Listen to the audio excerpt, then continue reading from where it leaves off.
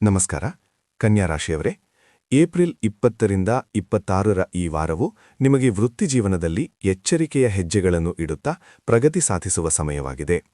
ನಿಮ್ಮ ರಾಶ್ಯಾಧಿಪತಿ ಬುಧನು ಪ್ರಸ್ತುತ ಮೀನರಾಶಿಯಲ್ಲಿ ಶನಿ ಮತ್ತು ಮಂಗಳನೊಂದಿಗೆ ಇರುವುದರಿಂದ ವೃತ್ತಿ ಮತ್ತು ವೈಯಕ್ತಿಕ ಜೀವನದ ಸಂವಹನದಲ್ಲಿ ಸ್ವಲ್ಪ ಗೊಂದಲಗಳು ಉಂಟಾಗಬಹುದು. ಆದ್ದರಿಂದ ತಾಳ್ಮೆಯಿಂದಿರಿರಿ ಮತ್ತು ಪ್ರತಿಯೊಂದು ಮಾತನ್ನು ಅತಿಯಾಗಿ ವಿಶ್ಲೇಷಿಸಬೇಡಿ. ತಕ್ಷಣವೇ ಪ್ರತಿಕ್ರಿಯಿಸುವ ಬದಲು ಪರಿಸ್ಥಿತಿಯನ್ನು ಪೂರ್ತಿಯಾಗಿ ಅರ್ಥಮಾಡಿಕೊಂಡು ಮುನ್ನಡೆಯುವುದು ಉತ್ತಮ. ವೃತ್ತಿಜೀವನದ ವಿಚಾರಕ್ಕೆ ಬಂದರೆ ಗುರುವು 10ನೇ ಮನೆಯಲ್ಲಿರುವುದರಿಂದ ನಿಮಗೆ ಉತ್ತಮ ಅವಕಾಶಗಳು, ಗೌರವ ಮತ್ತು ನಿಮ್ಮ ಕೌಶಲವನ್ನು ಪ್ರದರ್ಶಿಸಲು ಹೊಸ ಯೋಜನೆಗಳು ಸಿಗಲಿವೆ. ಆದರೆ ಬುಧನ ಸಂಕೀರ್ಣ ಸ್ಥಿತಿಯಿಂದಾಗಿ ಯಾವುದೇ ಒಪ್ಪಂದಗಳಿಗೆ ಸಹಿ ಮಾಡುವ ಮುನ್ನ ದಾಖಲೆಗಳನ್ನು ಸರಿಯಾಗಿ ಪರಿಶೀಲಿಸಿ.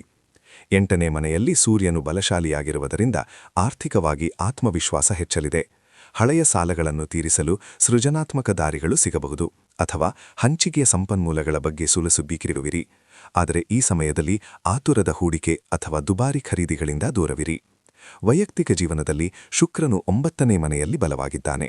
ಇದು ಹಿರಿಯಳ ಅಥವಾ ಗುರುಗಳ ಮಾರ್ಗದರ್ಶನ ಪಡೆಯಲು ಮತ್ತು ಆಧ್ಯಾತ್ಮಿಕವಾಗಿ ತೊಡಗಿಸಿಕೊಳ್ಳಲು ಅದ್ಭುತ ಸಮಯ.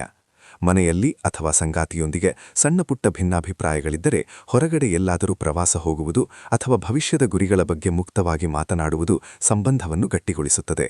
ನಿಮ್ಮ ವಿಶ್ಲೇಷಣಾತ್ಮಕ ಸ್ವಭಾವವು ಈ ವಾರ ನಿಮಗೆ ಸಕಾರಾತ್ಮಕ ಫಲಿತಾಂಶಗಳನ್ನು ನೀಡಲಿದೆ.